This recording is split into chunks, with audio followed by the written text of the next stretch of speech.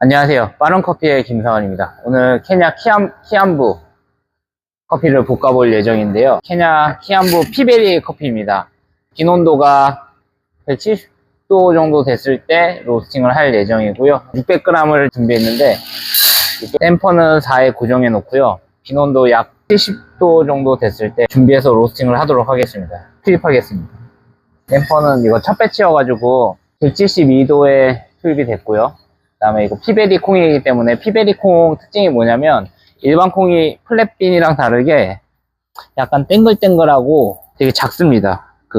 제가 사진으로 보내드리면 더 좋을 것 같은데, 피베리 콩은 어떻게 볶냐면은 일단은 일반 커피랑 똑같이 볶아도 되는데 열량을 좀 더 많이 먹어요. 열량을 좀 더 많이 먹기 때문에 세밀한 화력 조절이 필요한데, 그래도 1팝 터지는 거랑 배출 온도는 거의 비슷하기 때문에 피베리 콩만의 뭐 특별히 로스팅 노하우나 이런 건 없습니다. 콩이 균일하게 있고요. 속까지 잘 익고 부푸는 정도도 어떻게 화력을 주느냐에 다르겠지만 균일하게 볶이고, 좀 소리가 제 개인적 경험으로는 좀 작은 것 같은데, 이 첫 배치인데 핸드 드립에 맞게 로스팅을 할 예정입니다. 콩이 이분하기 때문에 약배전하면 독특한 향미가 많이 살 것으로 예상하고요. 그거가 관련돼 가지고 이제 케냐 커피가 갖고 있는 기본적인 산지의 특성, 자몽 같은 산미, 블랙커런트 그런 게 나오면 좋겠지만 단맛이 매우 뛰어난 커피이지 않을까 생각하고요. 이 커피는 유빈에서 샀고요. 저희 유튜브가 지금 고민인 게, 영상을 이제 이런 자료로 남겨놓긴 하는 건데, 저는 이제 하는 일이 많다 보니까 뭐 생두 보관부터 해가지고 로스팅부터 해가지고 가끔씩 로스팅을 하면서 찍는 이유, 기계 장비도 최종 책임자가 저기 때문에 다 쓸 줄 알아야 되거든요. 지금 옆에 보면 보이지 않겠지만 스트롱홀더가 하나 있는데, 스트롱홀더는 사놓고 한 번 써봤나 그래요. 4달인가 지났는데 저는 실제로 한 번밖에 안 써보고 요것만 줄기차게 오래 쓰고 있습니다. 그러면서 이제 3분이 지나갔는데, 기계 장비 유지 보수 때문에 지금 제가 쓰는 거고요. 다음에 스트롱홀드나 프로밭이나 프로스터, 그 다음 열풍 로스터기 뭐 이렇게 다양하게 있는데, 이렇게 다양하게 쓰는 거 하나씩 다 보여드릴게요. 물론 이렇게 아티산으로 연결이 안 되는 게 있고 되는 게 있고, 또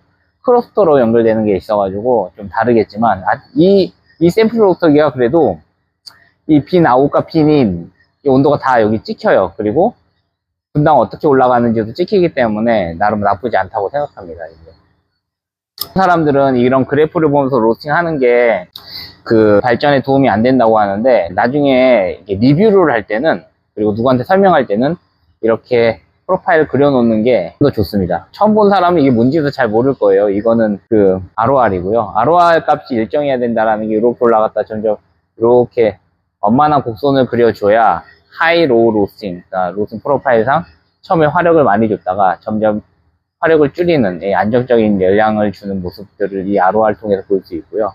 대부분의 로스팅은 이런 하이 로우 로스팅을 많이 합니다. 제가 얼마 전에 심사위원 한 적도 있는데, 토킹 구간, 이 구간을 일부러 길게 가져가는 사람도 있고 짧게 가져가는 사람도 있고, 이 구간을 길게 가져가는 사람이 있고 짧게 가져가는 사람이 있습니다. 무슨 맛을 살리기 위해서 누군가 길게 가고, 누군가는 이걸 짧게 가는데, 사실 맛을 보니까 심사위원 하면 장점은 이제 맛을 솔직히 제 입에서는 큰 차이를, 드라마틱한 차이를 못 느끼겠어요. 근데 중요한 포인트 중 하나는 1팝이 오기 전이나 직전에 화력을 대부분 줄여줬다는 거, 그런 것 같고요. 로스팅 프로파일 보여주는 거는, 이게 이제는 뭐 옛날처럼 비법이나 방법론이 아니라 그냥 누구나 일정하게 맛있게 볶을 수 있다 때문에 보여드리는 거고요.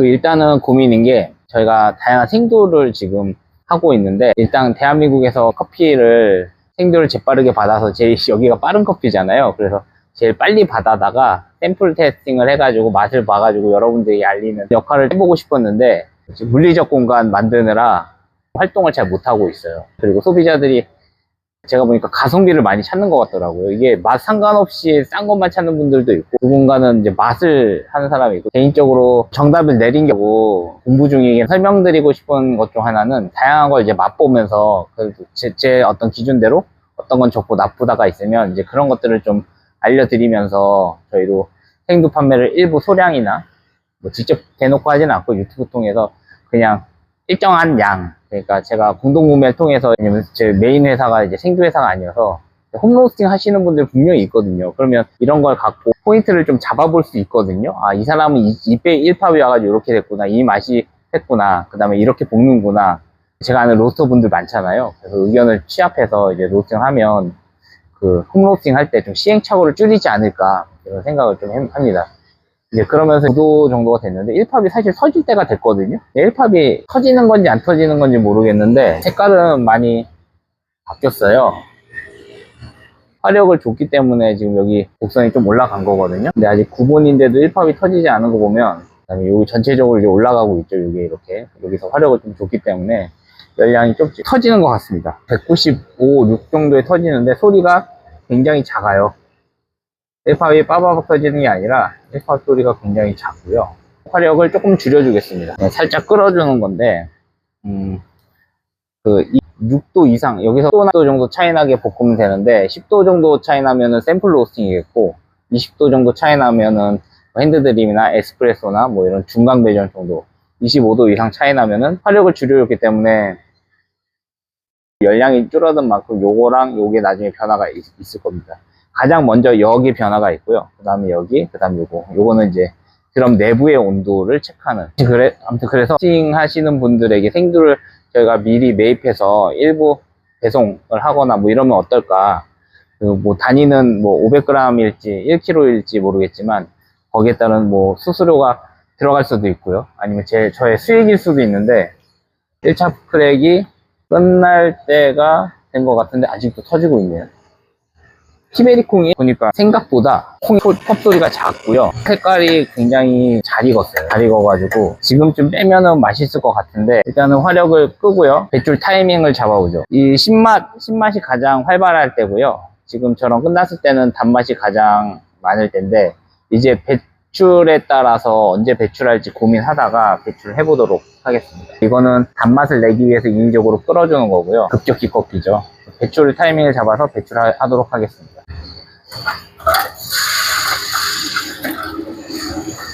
배출을 했고요. 아그트론 색깔이나 이거는 나중에 알려드릴 예정이고요. 보면은 1팝 21% 정도, 15, 18, 21 중배전 정도 되겠죠.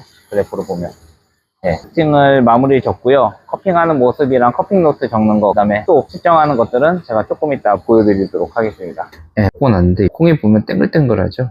피베리 콩이고요. 요거를 그대로 갈아서 한번 색도를 재보겠습니다. 겉 색깔이랑 속 색깔. 색깔을 한번 재볼 건데요. 원두를 준비해서 꽉 차게 만든 다음에 샘플을 체크하면 41, 한번 원래 3번 정도 돼야 되는데 그냥 41로 하고요. 이걸 그대로 갈아서 커핑 분쇄도로 갈아서 한번 체크해 보도록 하겠습니다. 색깔을 체크해 보도록 하겠습니다. 이게 자바라틱스인데 꽤 비싼 기계거든요. 54. 좀 약간 진하게 볶였네요. 더 연하게 볶아도 될 만한 콩인데 55 정도는 중배전 정도인데 이걸 갖고 뭐 커핑을 해보면서 과연 어떤 향이 나고 어떤 맛이 나는지 한번 체크해 보도록 하겠습니다. 커핑을 해보도록 하겠습니다. 제가 끓었잖아요, 로스팅을. 색깔이 생각보다 진하게 바뀌었고요. 커핑 용도라기보다는 핸드드립 용으로 볶아가지고 이거를 추출을 한번 해보도록 해보겠습니다. 한 28 정도 먼저 넣어야겠죠. 그러니까 잘 안 되네. 뜸을 좀 들인 다음에 정도를 해보겠습니다. 피자 볶은 거여서 뭐 케냐 커피의 산미도 살면서 단맛도 좀 나았으면 한다. 이런 개념으로 지금 추출을 하는 거거든요. 그 다음에 이 커피가 갖고 있는 최적의 포인트는 과연 어디일까 지금 고민 속에서 하는 거고요. 일단은 개인적으로는 유튜브를 통해서 다양한 생두와 원두를 소개하고 엄밀히 말하면 생두겠죠. 생두를 소개하고, 사실 요즘 생두가 너무 많이 나와요. 저도 구매를 잘 못해요. 제가 구입하는 생두를 이렇게 영상 하나씩 찍어서 올리면서 먹는 모습 보이면서 맛있고 맛없고 여러 가지 있을 수 있거든요. 근데 그래도 그 중에서 가성비를 찾을 수 있는 커피들을 찾아가지고 홈로스팅 하는데 어떤 재미를 느낄 수 있게 제가 해볼 예정입니다. 왜냐면 홈카페 다음 홈로스팅일 것 같은데, 로스팅은 뭐라고 할까? 또 난이도가 있잖아요. 처음에 하기에. 그런 거 할 예정이고요. 홈카페는 이미 뭐 잘하시는 분들 많아가지고 저희도 저기 안스타나 이런데 브랜드로 나갈 수 있으면 나가볼까. 어찌됐든 먹어보도록. 뒤에를 끌어가지고 정말 좋네요. 커피 여운이랑 단맛이 엄청 좋고요. 케냐 커피 치고는 산미가 없는 편입니다. 물론 커핑으로 좀 더 확인해 봐야겠지만 케냐 커피 치고는 산미가 없어서 이거는 산미를 좀 더 살리려면 1팝이 잘 터지진 않았거든요. 그러니까 좀 더 빨리 빼는 쪽이 좋을 것 같고요. 단맛은 너무 좋고요.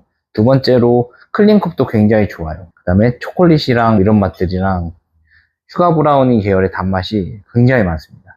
쌉싸름함도 살짝 들어있네요. 4분 됐으니까 브레이킹 하고요. 네, 쌉싸름한 향도 살짝 들어있는데 그 로스팅 진행 정도가 아쉽지만 대용 커피는 로 볶은 건 아니다. 근데 그냥 먹기에는 나쁘지 않다. 그 다음에 잘 볶여진 커피다. 그래서 사실 로스팅을 저도 많이 하긴 했지만 저보다 더 많이 하신 로스팅 대가분들 많거든요.